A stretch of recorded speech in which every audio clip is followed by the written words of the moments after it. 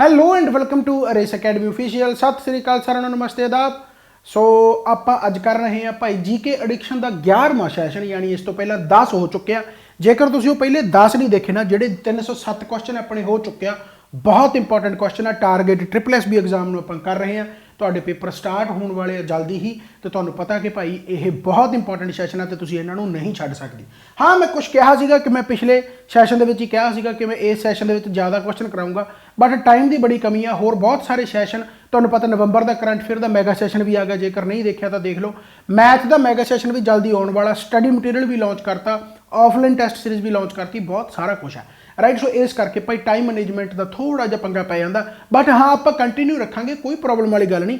ਬਿਲਕੁਲ ਟਾਈਮ ਤੇ ਆਪਾਂ ਮੈਗਾ ਸੈਸ਼ਨ ਲਾ ਲਾਂਗੇ। ਇਸ ਤੋਂ ਪਹਿਲਾਂ 600 ਕੁਐਸਚਨ ਦਾ ਮੈਗਾ ਸੈਸ਼ਨ ਲਾਇਆ, ਉਹ 600 ਕੁਐਸਚਨ ਦਾ ਦੁਬਾਰਾ ਵੀ ਆਊਗਾ ਰਾਈਟ। ਬਸ ਹੋ ਚੈਨਲ ਤੇ ਬਣੇ ਰਹੋ। ਚੈਨਲ ਨੂੰ ਜੇਕਰ ਤੁਸੀਂ ਸਬਸਕ੍ਰਾਈਬ ਨਹੀਂ ਕੀਤਾ ਤਾਂ ਚੈਨਲ ਨੂੰ ਸਬਸਕ੍ਰਾਈਬ ਕਰ ਲਓ। ਜਿਹੜੇ ਨਵੇਂ ਕੈਂਡੀਡੇਟ ਆ, ਨਵੇਂ ਕੈਂਡੀਡੇਟ ਜੇਕਰ ਤੁਸੀਂ ਨਹੀਂ ਜਾਣੀ ਪੁਰਾਣੇ ਹੋ, ਤਾਂ ਵੀਡੀਓ ਨੂੰ ਲਾਈਕ ਤੇ ਸ਼ੇਅਰ ਆਸੇ-ਪਾਸੇ ਕਰੋ, ਫੈਲਾਓ, ਤਾਂ ਕਿ ਪਤਾ ਲੱਗੇ ਕਿ ਇਸ ਤਰੀਕੇ ਦੇ ਨਾਲ ਵੀ ਪੜਿਆ ਜਾ ਸਕਦਾ ਹੈ ਰਾਈਟ। ਸੋ ਜਲਦੀ ਆਪਾਂ ਸਟਾਰਟ ਕਰਦੇ ਹਾਂ। ਪਹਿਲਾ ਕੁਐਸਚਨ ਬਹੁਤ ਹੀ ਸੌਖਾ, ਕਹਿੰਦਾ ਜੀ in which year Punjab launched the atta dal scheme as part of public distribution system. ਬਹੁਤ ਸੌਖਾ ਰਾਈਟ। ਵੀ ਆਟਾ ਦਾਲ ਸਕੀਮ ਤੋਂ ਸਭ ਤੋਂ ਮਸ਼ਹੂਰ ਤੁਹਾਨੂੰ ਪਤਾ ਪੰਜਾਬ ਦੀ ਆਪਣੀ ਆਟਾ ਦਾਲ ਸਕੀਮ ਰਹੀ ਆ, ਰਾਸ਼ਨ ਸਕੀਮ, ਜਿਹਨੂੰ ਆਪਾਂ ਹੁਣ ਨਿਊਲੀ ਕਹਿੰਦੇ ਆ ਬੇਸਿਕਲੀ। ਤਾਂ 2003, 2005, 2007, 2011 ਕਦੋਂ ਲਾਂਚ ਹੋਈ ਆ? 2007, 15 ਅਗਸਤ 2007 ਨੂੰ, 15 ਅਗਸਤ 2007 ਨੂੰ ਆਟਾ ਦਾਲ ਸਕੀਮ ਆ ਜਿਹੜੀ ਉਹ ਲਾਂਚ ਕੀਤੀ ਗਈ ਸੀ ਰਾਈਟ। ਫਿਰ ਉਸ ਤੋਂ ਬਾਅਦ 2013 ਦੇ ਵਿੱਚ ਇਹਨੂੰ ਰੀਨਿਊ ਕੀਤਾ ਗਿਆ। ਹੁਣ 2022 ਇਹ ਕਿਉਂ ਕੁਐਸਚਨ ਪੁੱਛਿਆ ਗਿਆ? ਹਾਂ, ਇਹ ਕਿਉਂ ਕੁਐਸਚਨ ਪੁੱਛਿਆ ਗਿਆ? ਕਿਉਂਕਿ ਹੁਣ ਜਿਹੜੀ ਆਮ ਆਦਮੀ ਪਾਰਟੀ ਸਰਕਾਰ ਆ, ਹਾਲਾਂਕਿ ਕਾਂਗਰਸ ਦੇ ਟਾਈਮ ਤੇ 2017 ਦੇ ਵਿੱਚ ਵੀ ਹੋਇਆ ਸੀ ਜਾਂ ਉਸ ਤੋਂ ਪਹਿਲਾਂ ਵੀ ਹੋਇਆ ਸੀ। ਹੁਣ ਆਮ ਆਦਮੀ ਪਾਰਟੀ ਜੋ ਸਰਕਾਰ ਆ ਬੇਸਿਕਲੀ ਉਹ ਕੀ ਕਰ ਰਹੀ ਆ, ਜਿਨ੍ਹਾਂ ਦੇ ਨੀਲੇ ਯਾਨੀ ਰਾਸ਼ਨ ਕਾਰਡ ਜਿਹੜੇ ਬਣੇ ਹੋਏ ਆ, ਉਹ ਦੇਖ ਰਹੀ ਆ, ਵੈਰੀਫਿਕੇਸ਼ਨ ਕਰ ਰਹੀ ਆ ਵੀ ਕਿੰਨਾ ਦੇ ਸਹੀ ਆ, ਯਾਨੀ ਉਹਨਾਂ ਨੂੰ ਇੱਕ ਤਰੀਕੇ ਨਾਲ ਅਪਡੇਟ ਕਰ ਰਹੀ ਆ। ਸੋ ਇਸ ਕਰਕੇ ਕੁਐਸਚਨ ਵਗੈਰਾ ਪੁੱਛੇ ਜਾ ਸਕਦੇ ਨੇ। ਸੋ 2007 ਦਾ ਰਾਈਟ ਆਂਸਰ ਆ ਜਾਊਗਾ। ਨੈਕਸਟ ਕੁਐਸਚਨ ਬਹੁਤ ਹੀ ਬਿਹਤਰੀਨ, which of the following pair is not correctly matched. Lord Dalhousie ਦੀ ਗੱਲ ਹੋਈ ਹੈ, ਡਾਕਟਰੀਨ ਆਫ ਲੈਪਸ ਹੈ। ਲਾਰਡ ਮਿੰਟੋ ਦੀ ਗੱਲ ਹੋਈ ਹੈ ਤਾਂ ਇੰਡੀਅਨ ਕੌਂਸਲ ਐਕਟ 1909 ਹੈ। ਲਾਰਡ ਵੈਲਸਲੇ ਸਬਸਿਡਰੀ ਅਲਾਇੰਸ ਹੈ, ਜਾਂ ਫਿਰ Lord Curzon vernacular press act 1878। ਹੁਣ ਬੇਸਿਕਲੀ ਇਹਨਾਂ ਦੇ ਵਿੱਚੋਂ ਕਿਹੜਾ ਇਨਕਰੈਕਟ ਪੁੱਛਿਆ ਆਪਾਂ ਨੂੰ, ਯਾਨੀ ਨਾਟ ਕਰੈਕਟਲੀ, ਇਹਨਾਂ ਦੇ ਵਿੱਚੋਂ ਕਰੈਕਟ ਕਿਹੜਾ ਨਹੀਂ ਹੈਗਾ। ਹੁਣ ਬਹੁਤ ਸਿੰਪਲ ਜੀ ਗੱਲ ਤੁਹਾਨੂੰ ਮੈਂ ਇੱਥੇ ਥੋੜੀ ਜਿਹੀ ਰਾਏ ਦਿੰਦਾ ਕਿ ਜੇਕਰ ਭਾਈ ਤੁਸੀਂ ਬਿਲਕੁਲ ਨਵੇਂ ਹੋ, ਜਾਂ ਇਹ ਕਹਿ ਲਓ ਵੀ ਬੜਾ ਜ਼ਿਆਦਾ ਤੁਸੀਂ ਥਿਊਰੀ ਨਹੀਂ ਪੜ੍ਹੀ ਹੋਈ, ਜਾਂ ਹੋਰ ਛੱਡੋ, ਬਹੁਤ ਸਿੰਪਲ ਜੀ ਗੱਲ ਆ, ਜੇਕਰ ਤੁਹਾਨੂੰ ਡਾਕਟਰੀਨ ਆਫ ਲੈਪਸ ਬਾਰੇ ਨਹੀਂ ਪਤਾ, ਇੰਡੀਅਨ ਕੌਂਸਲ ਐਕਟ ਬਾਰੇ ਨਹੀਂ ਪਤਾ, 1909 ਬਾਰੇ, ਸਬਸਿਡਰੀ ਅਲਾਇੰਸ ਬਾਰੇ ਨਹੀਂ ਪਤਾ, ਵਰਨੈਕੂਲਰ ਬਾਰੇ ਨਹੀਂ ਪਤਾ, ਜੇਕਰ ਨਹੀਂ ਪਤਾ ਤਾਂ ਇੱਥੇ ਹੀ ਸੈਸ਼ਨ ਇਹ ਛੱਡ ਕੇ ਚਲੇ ਜਾਓ। ਇਹ ਸੈਸ਼ਨ ਤੁਹਾਡੇ ਵਾਸਤੇ ਰਾਜਾ ਨਹੀਂ ਬਣੇ। ਤੁਹਾਨੂੰ ਪਹਿਲਾਂ ਥਿਊਰੀ ਪੜ੍ਹਨੀ ਪੈਣੀ ਆ। ਥਿਊਰੀ ਪੜ੍ਹੋਗੇ, ਆਹ ਇੰਨੀਆਂ ਕੁ ਆਮ ਚੀਜ਼ਾਂ ਕਿ ਤੁਹਾਨੂੰ ਇਹ ਪ੍ਰਾਇੋਰਟੀ ਬੇਸਿਸ ਤੇ ਪੜ੍ਹਾਈਆਂ ਜਾਂਦੀਆਂ, ਕਿਉਂਕਿ ਬਹੁਤ ਵਾਰ ਇਹ ਕੁਐਸਚਨ ਰਿਪੀਟ ਹੁੰਦੇ ਆ। ਜੇਕਰ ਇਹਨਾਂ ਬਾਰੇ ਬਿਲਕੁਲ ਵੀ ਅੰਦਾਜ਼ਾ ਨਹੀਂ ਹੈਗਾ ਤਾਂ ਪਹਿਲਾਂ ਥਿਊਰੀ ਤੇ ਮੱਥਾ ਮਾਰੋ। ਕੱਲੇ MCQ ਦੇਖਣ ਦਾ ਕੋਈ ਵੀ ਫਾਇਦਾ ਨਹੀਂ ਹੈਗਾ, ਚਾਹੇ ਤੁਸੀਂ ਜਿੰਨਾ ਮਰਜ਼ੀ ਜ਼ੋਰ ਲਾ ਲਓ, ਕੋਈ ਫਾਇਦਾ ਨਹੀਂ ਇਕੱਲੇ ਕੁਐਸਚਨ ਕਰਨ ਦਾ ਕਿ ਇਕੱਲੇ ਕੁਐਸਚਨ ਕਰਕੇ ਆਪਾਂ ਪੇਪਰ ਕਰੈਕ ਕਰ ਜਾਵਾਂਗੇ। ਕੁਦਰਤੀ ਕਿਸਮਤ ਹੁੰਦੀ ਆ, ਉਹ ਕਿਸਮਤ 1-2% ਦੀ ਹੁੰਦੀ ਆ। ਉਹ ਤੁਸੀਂ 1-2% 'ਚ ਜੇਕਰ ਹੁੰਦੇ ਤਾਂ YouTube ਤੇ ਤੁਸੀਂ ਅੱਜ ਵਾਲੀ ਆ ਵੀਡੀਓ ਨਾ ਦੇਖਦੇ ਹੁੰਦੇ, ਹੁਣ ਤੱਕ ਕਿਤੇ ਨਾ ਕਿਤੇ ਐਡਜਸਟ ਹੋ ਗਏ ਹੁੰਦੇ। ਬਹੁਤ ਸਿੰਪਲ ਜੀ ਗੱਲ ਆ। ਸੋ ਪਹਿਲਾਂ ਥਿਊਰੀ ਪੜ੍ਹੋ। ਮੈਂ ਜਮਾਂ ਇਮਾਨਦਾਰ ਨਾਲ ਕਹਿੰਦਾ, ਥਿਊਰੀ ਜੇਕਰ ਆਉਂਦਾ ਤਾਂ ਆਉਂਦਾ, ਫਿਰ ਵੈਰੀ ਗੁੱਡ, ਫਿਰ ਕੁਐਸਚਨਾਂ ਦੀ ਸੀਰੀਜ਼ ਲਗਾਓ, ਫਿਰ ਬਹੁਤ ਹੈਲਪਫੁਲ ਹੈ ਰਾਈਟ। ਸੋ ਲਾਰਡ ਡਲਹੌਜੀ ਦੀ ਜੇਕਰ ਗੱਲ ਕਰੀ ਤਾਂ ਡਾਕਟਰੀਨ ਆਫ ਲੈਪਸ ਲਿਆਂਦਾ ਸੀ, ਤੁਹਾਨੂੰ ਪਤਾ 1848 ਤੋਂ 1856 ਦਾ ਇਹਦਾ ਟਾਈਮ ਪੀਰੀਅਡ ਰਿਹਾ ਗਾ, ਲਗਭਗ 8 ਸਾਲ ਦਾ। ਸੋ ਲਾਰਡ ਡਲਹੌਜੀ ਨੇ ਡਾਕਟਰੀਨ ਆਫ ਲੈਪਸ ਲਿਆਂਦਾ। ਲੈਪਸ ਦਾ ਸਿਧਾਂਤ ਜਿਹੜਾ ਤੁਹਾਨੂੰ ਪਤਾ ਕਿ ਜਦੋਂ ਕਿਸੇ ਜੋ ਰਾਜ ਕਰਦਾ ਬੇਸਿਕਲੀ ਜੋ ਪ੍ਰੋਵਿੰਸ ਸੀਗਾ, ਉਹਦੀ ਜੇਕਰ ਆਪਣੀ ਔਲਾਦ ਨਹੀਂ ਹੁੰਦੀ ਸੀ ਤਾਂ ਉਹ ਬ੍ਰਿਟਿਸ਼ ਪ੍ਰੋਵਿੰਸ ਦੇ ਵਿੱਚ ਮਿਲਾ ਲਿਆ ਜਾਂਦਾ ਸੀ। ਚਲੋ ਖੈਰ, ਤਾਂ ਲਾਰਡ ਮਿੰਟੋ ਆ ਗਿਆ, ਜੋ ਮਾਰਲੀਮੈਂਟ ਰਿਫਾਰਮ ਆਇਆ 1909, ਤੁਹਾਨੂੰ ਪਤਾ। ਲਾਰਡ ਵੈਲਸਲੇ ਸਬਸਿਡਰੀ ਸੰਧੀਆਂ ਕੀਤੀਆਂ ਸੀ ਅਲੱਗ-ਅਲੱਗ ਰਾਜਾਂ ਦੇ ਨਾਲ, ਸੋ ਸਬਸਿਡਰੀ ਅਲਾਇੰਸ ਆ ਗਿਆ। ਇਸ ਤੋਂ ਬਾਅਦ ਲਾਰਡ ਕਰਜ਼ਨ ਦੇ ਟਾਈਮ ਤੇ ਜੋ ਮਸ਼ਹੂਰ ਹੋਇਆ ਸੀ ਉਹ ਪਾਰਟੀਸ਼ਨ ਆਫ ਬੰਗਾਲ ਹੋਇਆ ਸੀ। ਪਾਰਟੀਸ਼ਨ ਆਫ ਬੰਗਾਲ ਦਾ ਐਲਾਨ ਕੀਤਾ ਸੀ ਇਹਨਾਂ ਨੇ, ਜੇਕਰ ਤੁਹਾਡੇ ਯਾਦ ਹੋਵੇ, ਲਾਰਡ ਕਰਜ਼ਨ ਨੇ 1905 ਦੇ ਵਿੱਚ। ਉਹ ਹਾਲਾਂਕਿ ਬਾਅਦ ਦੇ ਵਿੱਚ ਕੈਂਸਲ ਹੋ ਗਿਆ ਸੀ 1911 ਦੇ ਵਿੱਚ ਲਾਰਡ ਹਾਰਡਿੰਗ ਦੁਆਰਾ ਰਾਈਟ। ਸੋ ਲਾਰਡ ਕਰਜ਼ਨ ਦੇ ਟਾਈਮ ਤੇ ਪਾਰਟੀਸ਼ਨ ਆਫ ਬੰਗਾਲ 1905 ਹੋਇਆ ਸੀ। ਸੋ ਇਹਦਾ ਮਤਲਬ ਇਹ ਆਪਣਾ ਆਨਸਰ ਆ ਗਿਆ, ਕਿਉਂਕਿ ਇਹ ਕਰੈਕਟਲੀ ਮੈਚ ਨਹੀਂ ਹੈਗਾ। ਜੇ ਆਪਾਂ ਵਰਨੈਕੂਲਰ ਪ੍ਰੈਸ ਐਕਟ ਦੀ ਗੱਲ ਕਰੀਏ ਤਾਂ ਬੇਸਿਕਲੀ ਪ੍ਰੈਸ ਐਕਟ ਕੀ ਸੀ? ਵਰਨੈਕੂਲਰ ਦਾ ਮਤਲਬ ਹੁੰਦਾ ਰੀਜਨਲ ਲੈਂਗੁਏਜ। ਜਿਵੇਂ ਹੁਣ ਮੈਂ ਪੰਜਾਬੀ 'ਚ ਪੜ੍ਹਾਈ ਜਾਂਦਾ, ਪੰਜਾਬੀ ਦੇ ਅਖਬਾਰ ਆਉਂਦੇ ਆ, ਹਿੰਦੀ ਦੇ ਅਖਬਾਰ ਆਉਂਦੇ ਆ, ਤਾਂ ਰੀਜਨਲ ਲੈਂਗੁਏਜ ਨੂੰ ਪ੍ਰਮੋਟ ਕਰਨਾ, ਵੀ ਆਮ ਲੋਕਾਂ ਤੱਕ ਵੀ ਉਹ ਖਬਰਾਂ ਪਹੁੰਚ ਸਕਣ। ਸੋ ਵਰਨੈਕੂਲਰ ਪ੍ਰੈਸ ਐਕਟ ਜਿਹੜਾ 1878 ਹੋਇਆ ਸੀ, ਇਹ ਲਾਰਡ ਲਿਟਨ ਦੁਆਰਾ ਕੀਤਾ ਗਿਆ ਸੀ। ਲਾਰਡ ਲਿਟਨ ਦੁਆਰਾ ਰਾਈਟ ਹੋ ਗਿਆ। ਸੋ ਲਾਰਡ ਲਿਟਨ ਆਊਗਾ ਜੇਕਰ ਲਾਰਡ ਕਰਜ਼ਨ ਦੀ ਜਗ੍ਹਾ ਤੇ ਲਿਖਣਾ ਹੋਵੇ। ਜੇ ਇਹਦੀ ਜਗ੍ਹਾ ਤੇ ਲਿਖਾਂਗੇ ਤਾਂ ਫਿਰ ਆ ਹੋਣਾ ਚਾਹੀਦਾ ਸੀ, ਤਾਂ ਹੀ ਕਿਤੇ ਨਾ ਕਿਤੇ ਜਾ ਕੇ ਸਹੀ ਹੁੰਦਾ। ਸੋ ਫਿਲਹਾਲ ਇਹਦਾ ਆਨਸਰ ਆਪਣਾ D ਬਣ ਗਿਆ। समझ में बात आई? सो लॉर्ड लिटन भी याद रखना। नैक्सट क्वेश्चन की आप जेकर गल करिए तो first truly revolutionary organization is organization in Bengal was, है ना, इन बंगाल वाज। सो पहली रेवोल्यूशनरी ऑर्गेनाइजेशन किहड़ी सी? बहुत सिंपल जी गल है, इहदा लॉजिक देखो। पहली गल तो यही पूछ लिया जाए कि फस्ट रेवोल्यूशनरी ऑर्गेनाइजेशन बनी कित्थे सी? तो बंगाल दे विच बनी है। क्यों बनी है? किन्ने ही ईस्ट इंडिया कंपनीज आईयां तुहानूं पता है ना। ब्रिटिश ईस्ट इंडिया कंपनी ने सब तो ज़्यादा राज किया एंड उन्होंने बंगाल नूं ही अपना मेन यानी फोकस किया, मेन अपना उही बनाया। इसे करके पहला गवर्नर जनरल ऑफ बंगाल कहने एंड जिन्नियां भी तुसीं लड़ाइयां देखोगे मॉडर्न हिस्टरी दे विच तां सारी लगभग बंगाल के नेड़े तेड़े हुई। सो बंगाल दे विच ही एक तरह का जो प्रोटेस्ट होना चाहिए सी जो बंगाल नूं, तां बंगाल के लोगों को जो पता लग्या भी एवें करके ब्रिटिश ईस्ट इंडिया कंपनी अपने ते टैक्स इंपोज कर रही है, बहुत कुछ कर रही है, तो रेवोल्यूशनरी पैदा हुई। तो पहली बार जेकर पूछा जाए कि रेवोल्यूशनरी पैदा कित्थे हुई या रेवोल्यूशनरी ऑर्गेनाइजेशन कित्थे बनी? बंगाल दे विच बनी। बंगाल दे विच कित्थे बनी? दा हैडकुआटर किहड़ा सी? ओह सीगा कलकत्ता, ओह सीगा कलकत्ता। एंड उस ऑर्गेनाइजेशन का नाम की सीगा? अनुशीलन समिति। अनुशीलन समिति बहुत इंपॉर्टेंट है। अनुशीलन समिति ऑर्गेनाइजेशन जिहदा हैडकुआटर कलकत्ता सी एंड कदों बनी सी? 1902 दे विच, 1902 दे विच। एंड इहदा भी एक लीडर पुछ लिया जाता, फेमस लीडर कह लो जां जो लीड करदा सीगा उहदा नाम भी पुछ लिया जाता। उहदा नाम की सीगा? सतीश चंद्र बासु, सतीश चंद्र बासु। सो आ याद रखना। अनुशीलन समिति 1902, सतीश चंद्र बासु कलकत्ता, ये याद रखना बहुत इंपॉर्टेंट है। अगला क्वेश्चन आ गया जी, कहता who had scrap the partition of Bengal. इस तो पहला कुदरती आप आंसर पढ़िया, मैं बोलते बोलते ने दसिया भी सीगा जेकर पता हो। सो पार्टीशन ऑफ बंगाल यानी पार्टीशन ऑफ बंगाल कैंसल किहदे द्वारा की गई है? Lord Hardinge, lord Mountbatten, lord Lytton या फिर लॉर्ड वेल्सली। सो अगेन वही कि लॉर्ड कर्जन द्वारा पार्टीशन ऑफ बंगाल किया गया। कहा गया भी पार्टीशन होनी चाहिए भाई, हिंदू मेजोरिटी मुस्लिम मेजोरिटी अड्ड अड्ड होनी चाहिए। उस तो बाद तुहानूं पता 1906 के ऑल इंडिया मुस्लिम लीग बनती, 1909 के सैपरेट इलैक्टोरेट की मंग होंगी है मुस्लिम द्वारा, उन्होंने दिता भी जाता है।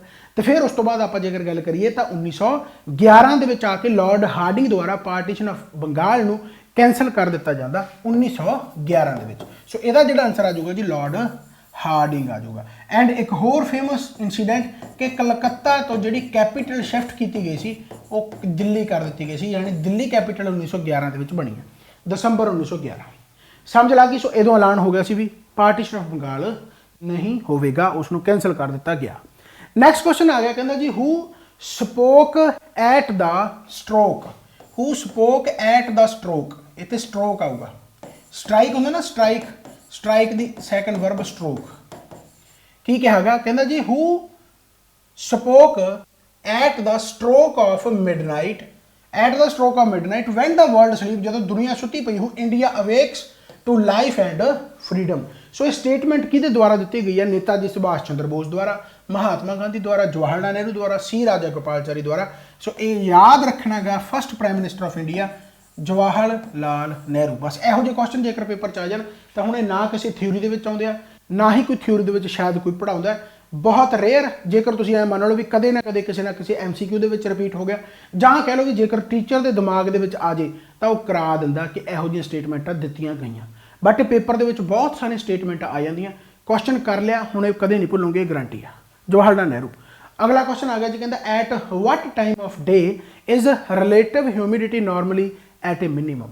सो कहता यानी डे टाइम के यहो जिहा किहड़ा टाइम हुंदा गा जदों कहता रिलेटिव ह्यूमिडिटी नॉर्मली मिनीमम हुंदी है, घट हुंदी है।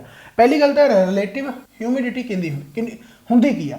रिलेटिव ह्यूमिडिटी का मतलब बेसिकली है, रिलेटिव ह्यूमिडिटी का मतलब की है कि अमाउंट ऑफ वाटर वेपर, जिहड़े जिन्ने भी वाटर वेपर अपने amount of water vapour present in the air, amount of water vapour present in the air, यानी हवा दे विच वाटर वेपर किन्ने आ, है ना, वो अमाउंट में बेसिकली आप ह्यूमिडिटी जो आप कहने भी ह्यूमिडिटी हुई पई है, तो यह मतलब आप वाटर वेपर की गल कर रहे हैं कि ह्यूमिडिटी कितनी ज़्यादा है, राइट। सो ह्यूमिडिटी घट कदों होंदी है? Van the air temperature is highest. Obvious गल है, जो टैंपरेचर हाई होगा तो वाटर वेपर घट होंगे, amount of water vapour humidity घट होगी, तो when the air temperature is highest. So यानी आंसर इसका ए आ जाऊगा। समझ लग गई। सो यहो क्वेश्चन भी रिपीट हो जाते हैं एंड क्वेश्चन आया ही होया पहला। अगला क्वेश्चन आ गया जी, कहते which one of the correct chronological order of the following events: Quit India Movement, Shimla Conference, Pune Pact, Cabinet Mission। most important events आ सारे। सो जेकर आप क्विट इंडिया मूवमेंट की गल करिए तो इनू अगस्त क्रांति भी कहा जाता है, जेकर तुहानू पता होवे अगस्त क्रांति भी इनू कहा जाता है, राइट है।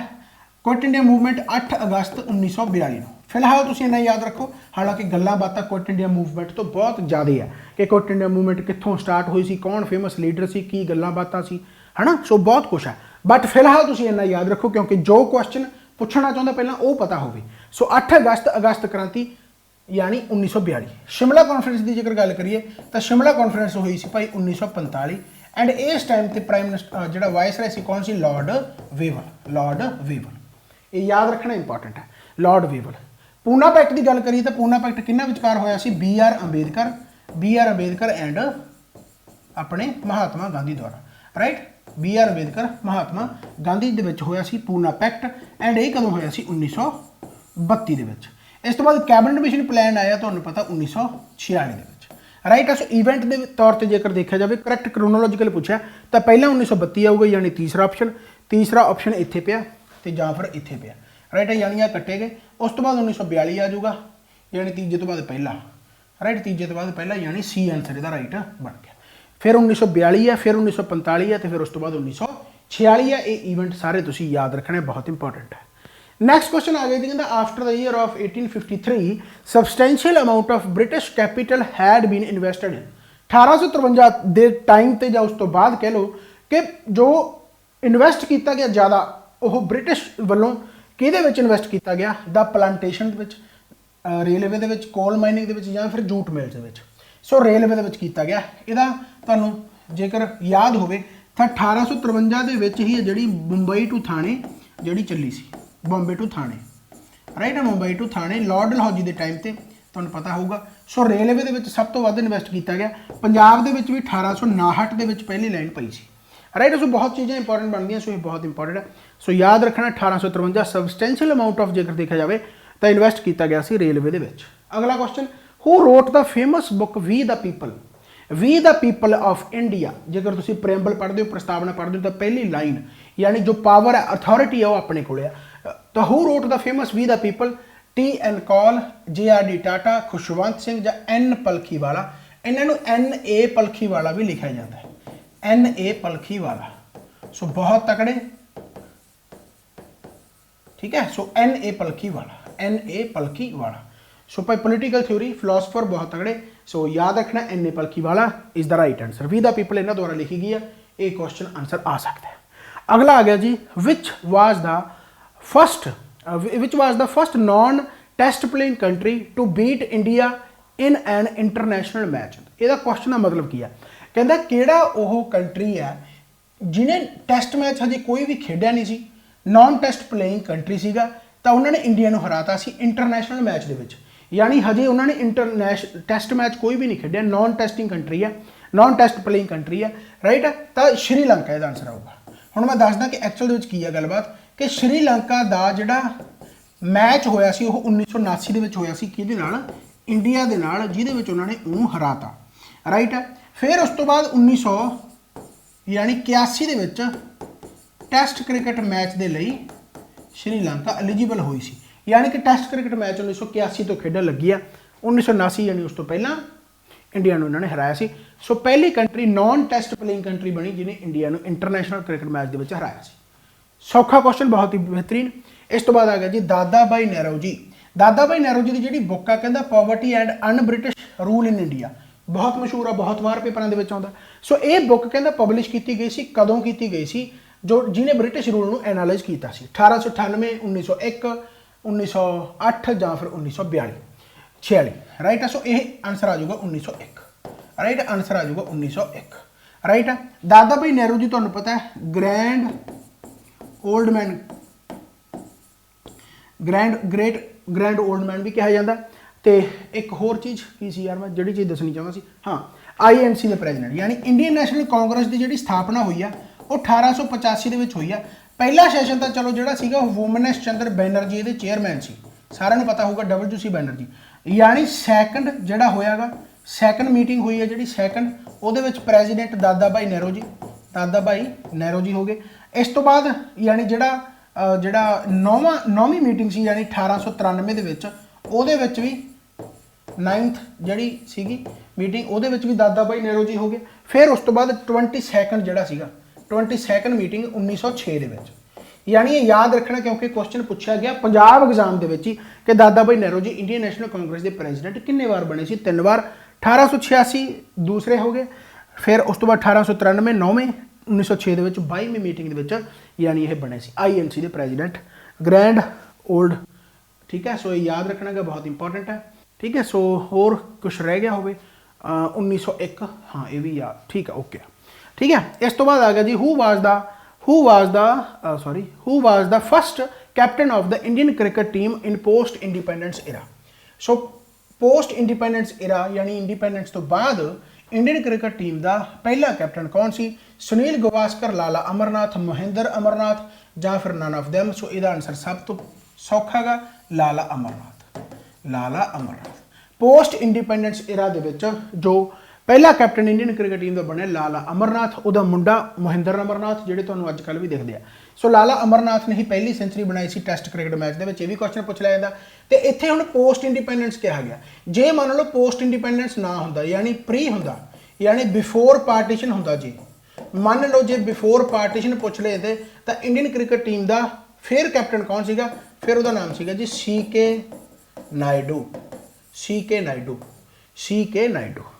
सीके नायडू। याद रखना है बिफोर पार्टीशन है, लाला अमरनाथ आफ्टर पार्टीशन यानी पोस्ट इंडिपेंडेंस इरा।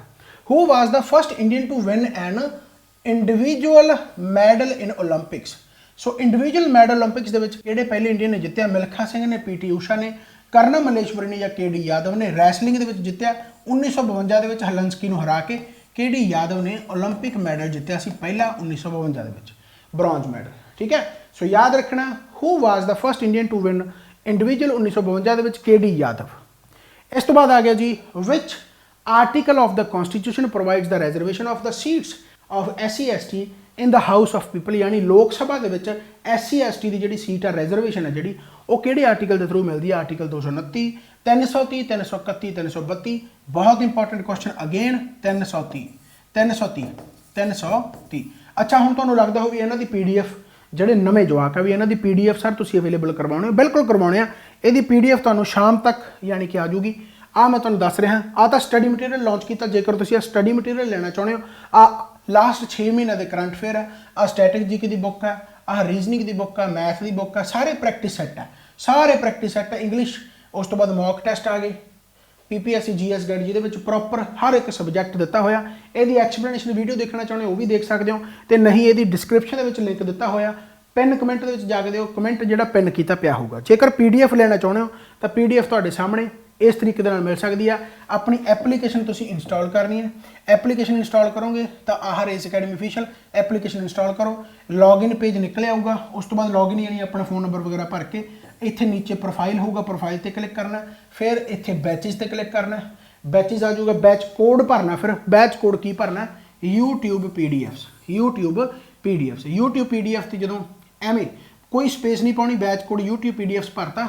ਫਿਰ ਉਸ ਤੋਂ ਬਾਅਦ ਜਦੋਂ ਤੁਹਾਡੀ ਰਿਕੁਐਸਟ ਐਕਸੈਪਟ ਹੋ ਗਈ ਉਸ ਤੋਂ ਬਾਅਦ ਫਿਰ ਆਹੀ ਚੈਟ ਬਾਕਸ ਦੇ ਵਿੱਚ ਜਾ ਕੇ ਇੱਕ ਡੇਲੀ PDF ਦਾ ਫੋਲਡਰ ਬਣਿਆ ਹੋਊਗਾ, ਤੁਸੀਂ ਇੱਥੇ PDF ਡਾਊਨਲੋਡ ਕਰ ਸਕਦੇ ਹੋ।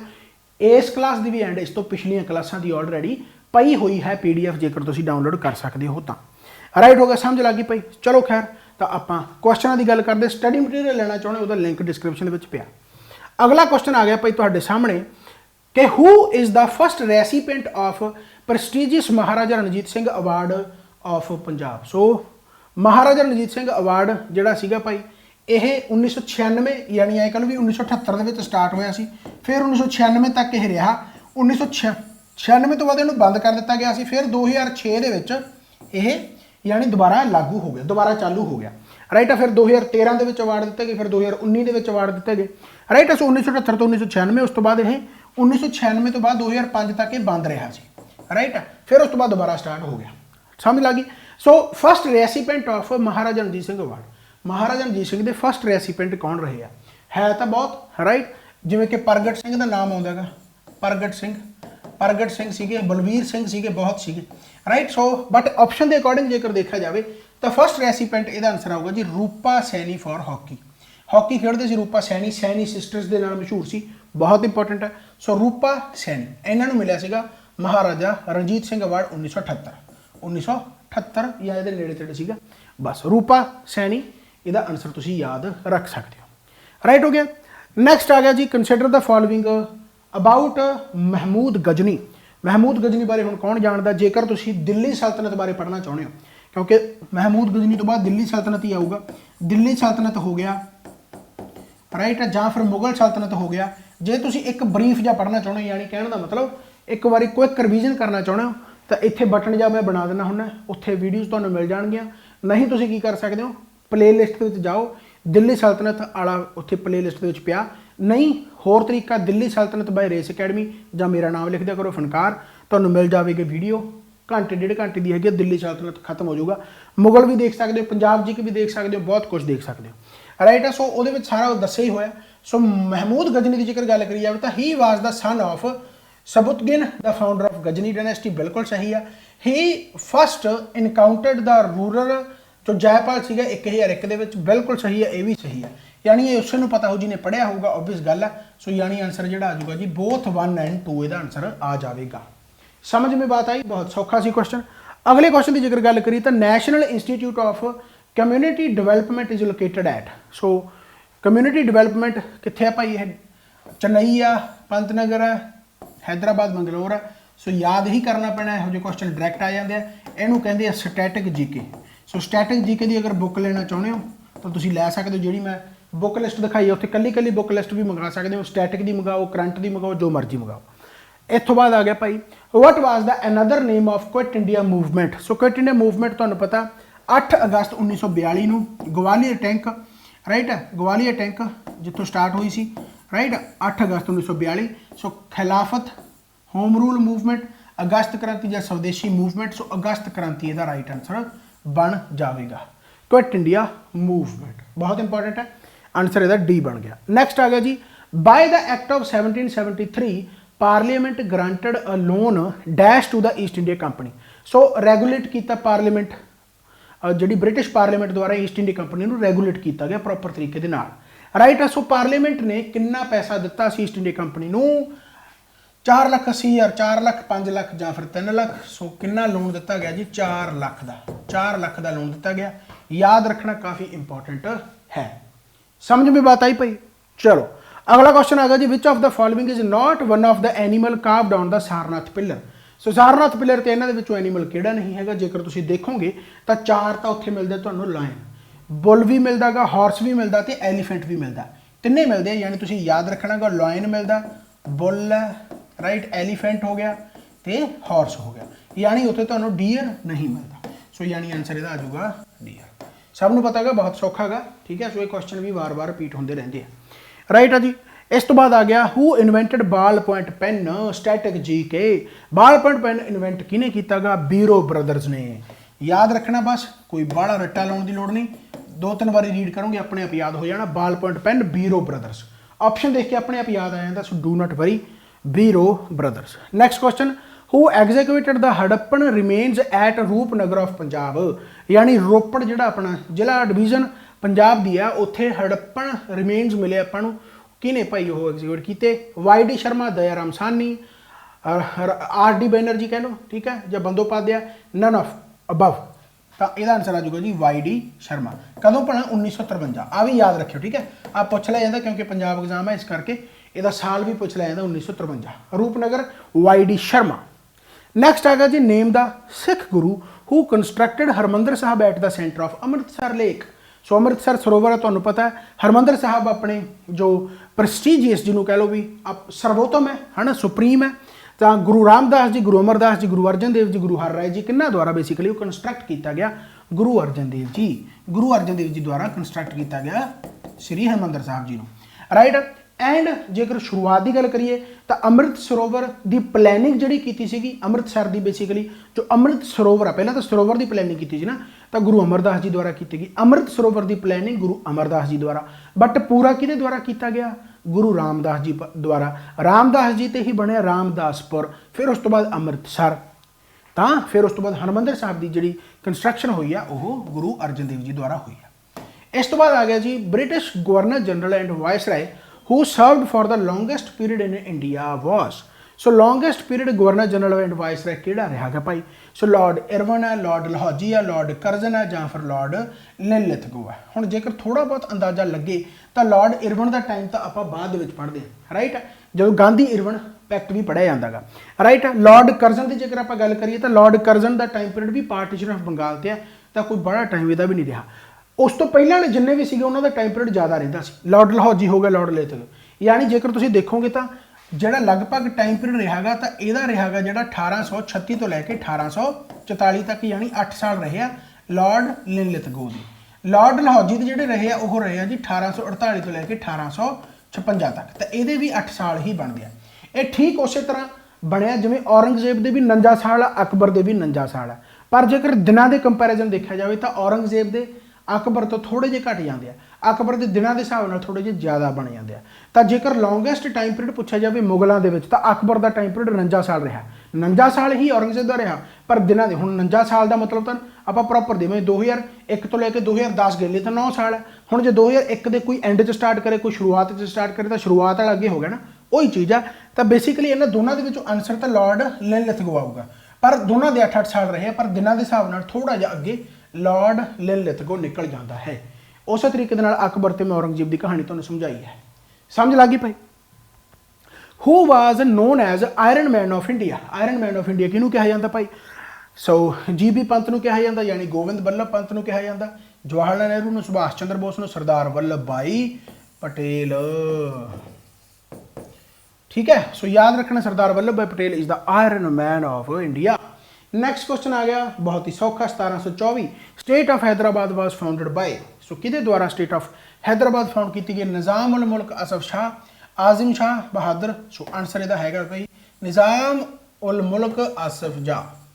सो इन्हां द्वारा 1724, इस तो पहला भी खैर 1713 तो भी ये रहिंदे सी। सो हैदराबाद फाउंड की है भाई, याद रखना निज़ाम उल मुल्क आसफ शाह।